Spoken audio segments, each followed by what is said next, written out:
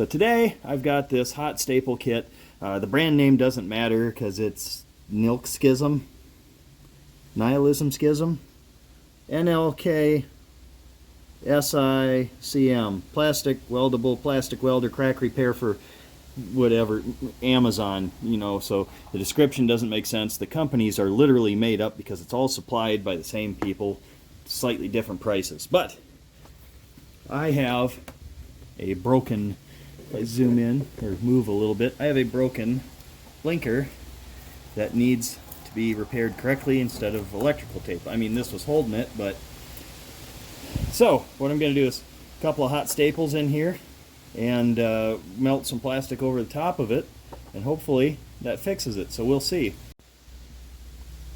Alright, we're going to put focus. Going to put a couple of these guys in it. So, see how it goes.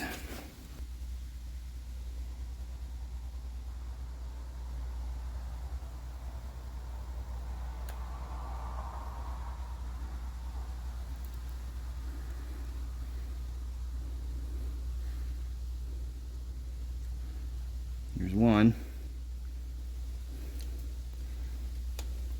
Put one in the other side, and then I've got some for like corners and different shapes and such. Alright, let's go for number 2. I gotta remember to hold it in there long enough that it actually sets.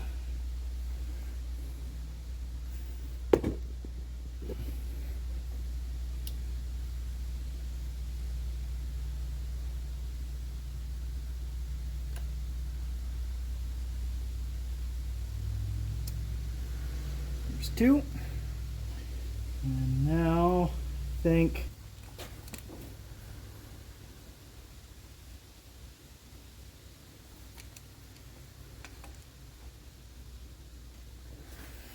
alright, go for this one.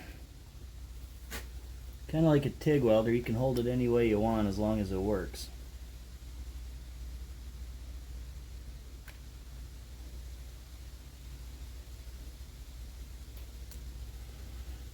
That, I think I'm going to trim those off and put one more of these S ones in it.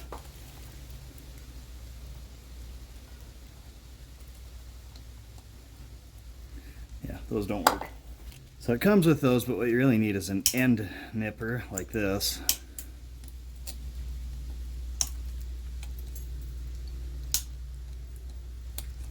Closer.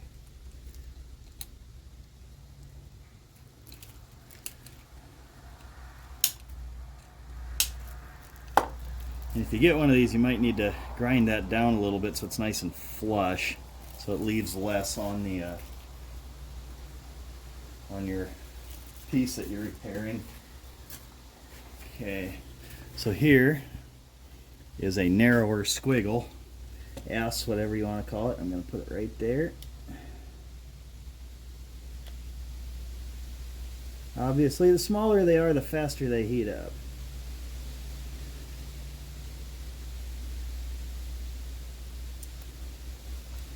Maybe corner one up here. That's too much. That's good. That's good. And actually what the next step is putting this thing on. And what this does, and this is not hot unless you're actively on the trigger. These will not heat up unless you're doing it a ton, and they only heat up when there's a path between them. Actually, I should have that on the other way, like that. So what I'm going to do now is attempt, kind of hard to do, but I'm going to attempt to melt this stick that it came with into here.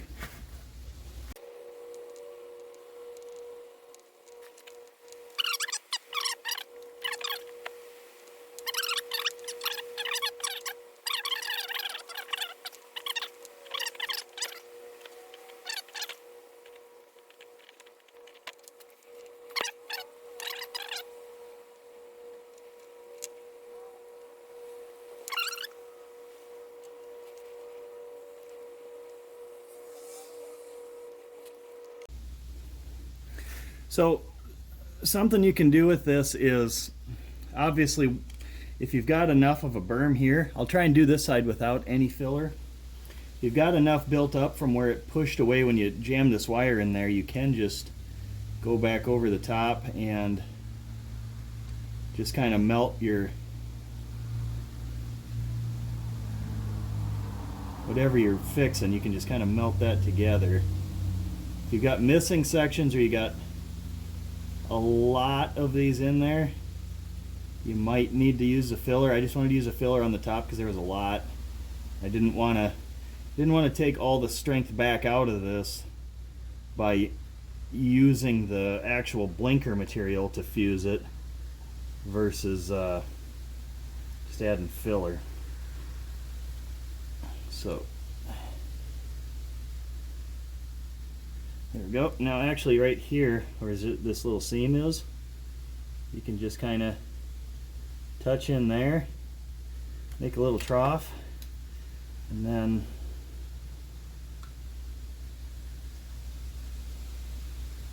see if the material wants to cooperate. Nice and hot. So if you're using filler, if you fuse your body piece together with your torch, create a little trough, then the filler will go in a lot nicer instead of just globbing it on the top.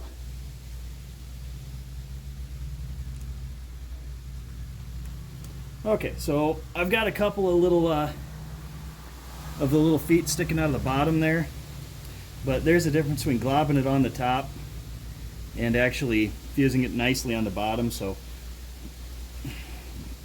I could have done a lot better on the top, but like I said, I used to do this for a living, but it wasn't very frequently that we had to repair them, and that was a couple of lifetimes ago. But that looks like a pretty successful repair. That's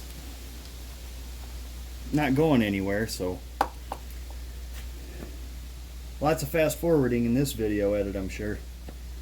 But this blinker from Honda is like $50 by the time you ship it to me. That whole kit to repair it only cost $27. So yeah, it's ugly, but so is a bike and so am I. So we're not entering any beauty contests. It'll work. Thanks for watching.